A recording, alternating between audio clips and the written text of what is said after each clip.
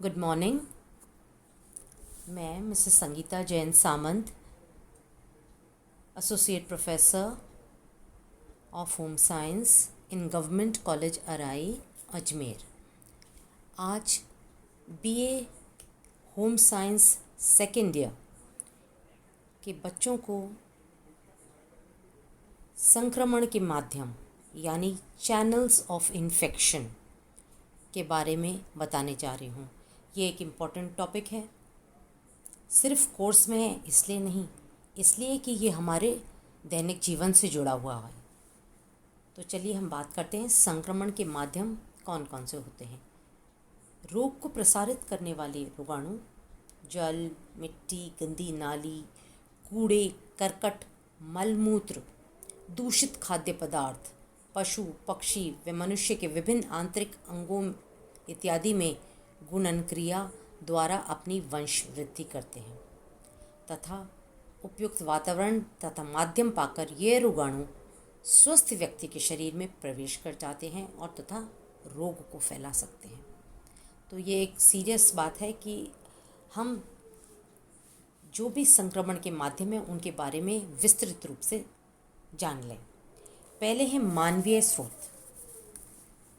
उसके अंतर्गत आते हैं आपके श्वसन द्वारा यानी रेस्पिरेटरी पैसेज के द्वारा, नाक, मुंह, गला, फेफड़े के द्वारा खांसने, छींकने, थूकने, बोलने इत्यादि से जुखाम, खांसी, क्षय रोग यानी टीबी, खसरा यानी मीजल्स, निमोनिया इत्यादि रोगों के रोगाणु निष्कासित होते रहते हैं।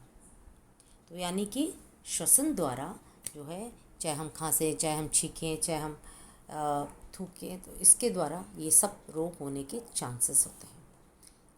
मानवीय स्रोत में दूसरे आते हैं आंतों व मूत्र मार्ग द्वारा यानी इंटेस्टिनल ट्रैक्ट के द्वारा।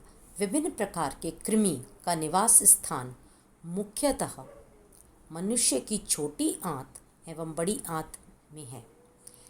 यही ये कृमि प्रजनन क्रिया के द्वारा अंडे देते हैं जो रोगी के व्यक्ति के मल द्वारा निष्कासित होता रहता है।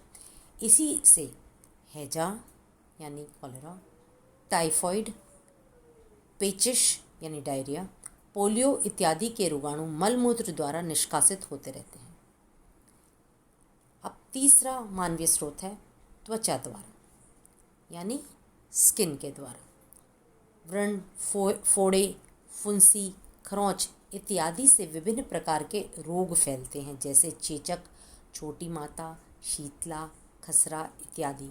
आपने देखा होगा इनमें ये जो चार चेचक, छोटी माता या खसरा या इस टाइप के जो रोग हैं, इसके जो दाने बनते हैं उनके ऊपर जो सूखने के बाद जो वो झड़ते हैं उससे भी उनका भी दूसरे त्वचा द्वारा ये इनका जो है फैलता है। जंग लगी लोहे की वस्तु या सुई से खरोंच लगने पर टेटनस जैसा रोग भी हो जाता है। इसलिए अक्सर जब हम कहीं गिर जाते हैं, कोई चीज़ से ऐसी चोट लग जाती है जो लोहे से संबंधित है या मेटल की है, तो हम तुरंत कहते हैं टेटनस का टीका लगवाइए, क्योंकि ये जंग लगी हुई चीज़ें हैं या ज़मीन पर गिरने से भी कुछ इस टाइप के जंग के पार्टिकल्स हो सकते हैं, तो उनसे टेटनस होने का खतरा होता है। चौथा मानवीय स्रोत है लार द्वारा यानी सलाइवा। रोग से ग्रसित व्यक्ति के लार द्वारा वूपिंग कॉफ यानी काली खांसी या कुकर खांसी भी हो सकती है, या जल संत्रास यानी हाइड्रोफोबिया के रोगाणु निष्कासित होते हैं।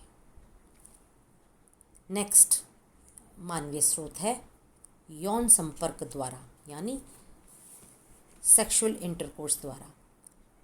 एड्स, गोनोरिया, सिफिलिस जैसे यौन रोग मुख्यतः यौन संपर्क में के कारण हो सकते हैं। इसके अतिरिक्त माता के अपरा से यह रोग सीधे गर्भस्थ शिशु में प्रवेश पाकर रोगग्रस्त कर देते हैं। यानी प्लेसेंटा के द्वारा, अगर माता अगर रोगी है तो प्लेसेंटा के द्वारा ये गर्भस्थ शिशु में भी यौन रोग पहुंच जाता है। छठा है रक्त द्वारा। मानवीय स्रोत में नेक्स्ट है रक्त द्वारा। रोग ग्रसित व्यक्ति का रक्त हस्तांतरण अगर स्वस्थ व्यक्ति को कर दिया जाए तो उससे भी एड्स, मलेरिया, येलो फीवर यानी पीत ज्वर, डेंगू, फाइलेरिया, हेपेटाइटिस इस टाइप के आदि रोग भी हो जाते हैं। अगला है निर्जीव स्रोत। अभी तक हम मानव स्रोत की बात करते हैं, अब निर्जीव स्रोत यानी कि नॉन लिविंग सोर्सेज। जल में आता है दूषित जल जिसमें विभिन्न रोगाणु उपस्थित होते हैं। ऐसे जल के सेवन से हैजा, पेचिश, टाइफाइड आदि बीमारी हो जाती है। बर्फ में भी टाइफाइड के रोगाणु जीवित रहते हैं। यही बर्फ जब पिघलकर पानी में परिवर्तित हो जाती है तो ये रोगाणु पनप जाते हैं। ऐसे जल के प्रयोग से स्वस्थ व्यक्ति रोगग्रसित हो जाता है। नेक्स्ट है भोजन। खमीरीकृत भोजन, फर्मेंटेड फूड, सड़े गले बासी भोजन और ज़्यादा पके हुए फलों को भी विभिन्न प्रकार से रोगाणुओं का प्रवेश हो जाता है। इसके अतिरिक्त दूषित हाथों से भोजन को छुआ जाए तो भी भोजन में रोगाणु का प्रवेश हो जाता है। मक्खियाँ, कीट पतंगे इत्यादि भी भोजन पर अगर बैठ जाएं तो वे भी रोग प्रसार का कार्य करते हैं। थर्ड, निर्जीव स्रोत में आते हैं। नेक्स्ट पॉइंट, दूध यानी मिल्क। दूध में विभिन्न प्रकार के रोगाणु शीघ्र ही पनपते हैं तथा दूध को संदूषित कर देते हैं। दूध धोते वक्त अगर हाथों को और दूध धोने वाले के बर्तनों को अच्छी तरह से न धोया जाए तो रोगाणु दूध में भी प्रविष्ट हो जाते हैं और ऐसे दूध के सेवन से स्वस्थ व्यक्ति भी रोगग्रसित हो जाता है। रोगी जानवर बोवाइन टीबी से प्राप्त दूध में भी रोगाणु पाए जाते हैं जो रोग प्रसारित करने का कार्य करते हैं। संदूषित दूध द्वारा डिफ्थीरिया, हैजा और टाइफाइड इत्यादि रोग भी हो सकते हैं। नेक्स्ट, चौथा है धूल यानी डस्ट।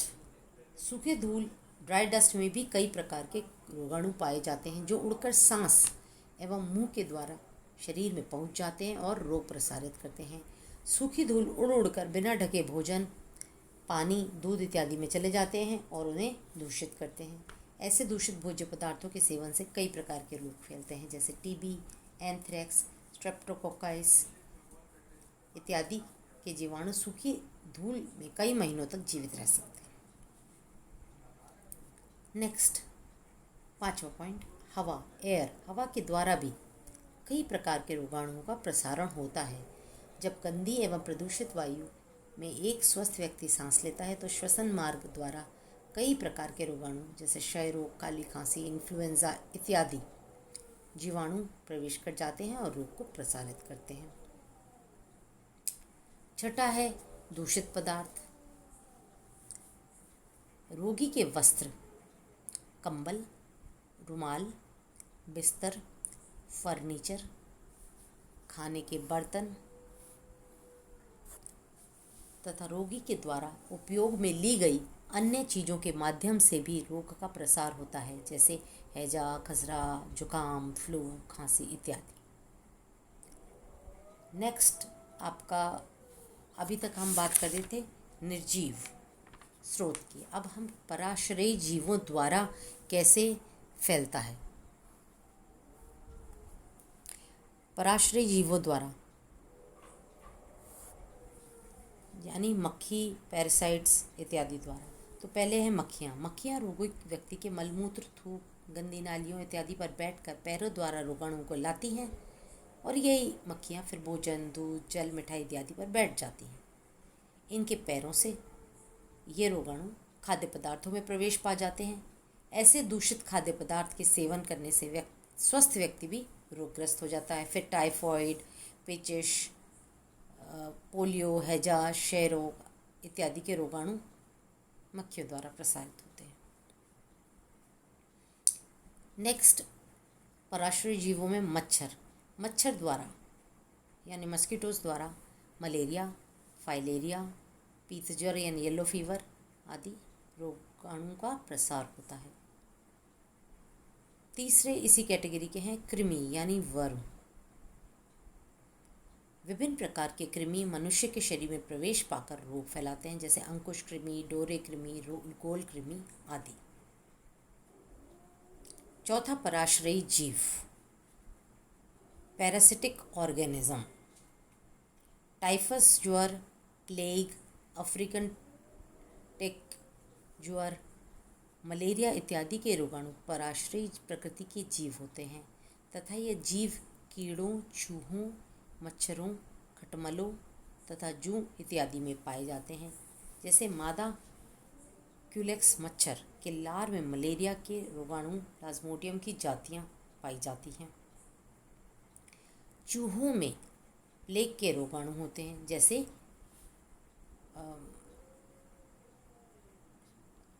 खटमलों और जूं के काटने से भी टाइफस ज्वर होता है। तो इस तरह से हमने देखा कि संक्रमण के माध्यम अनेक होते हैं, मानवीय स्रोत, निर्जीव स्रोत, उसके बाद आपके आते हैं पराश्रयी जीवों द्वारा। तो इन सब स्रोत में आप अच्छी तरह से समझ गए होंगे। हम इसको एक चार्ट की दृष्टि से भी देख सकते हैं, जैसे कि चित्र में दिखाया गया है। संक्रमण के माध्यम एक दृष्टि से, channels of infection at a glance. मानवीय स्रोत उसमें आते हैं लार, श्वसन द्वारा, आंतों व मूत्र मार्ग द्वारा, त्वचा द्वारा, यौन संपर्क द्वारा व रक्त द्वारा। दूसरे हैं निर्जीव स्रोत, जिसमें जल, भोजन, दूध, धूल, हवा व दूषित पदार्थों द्वारा फैलते हैं। तीसरा, पराश्रयी जीवों द्वारा, मक्खियाँ, मच्छर, कृमि व पराश्रयी जीव द्वारा। धन्यवाद।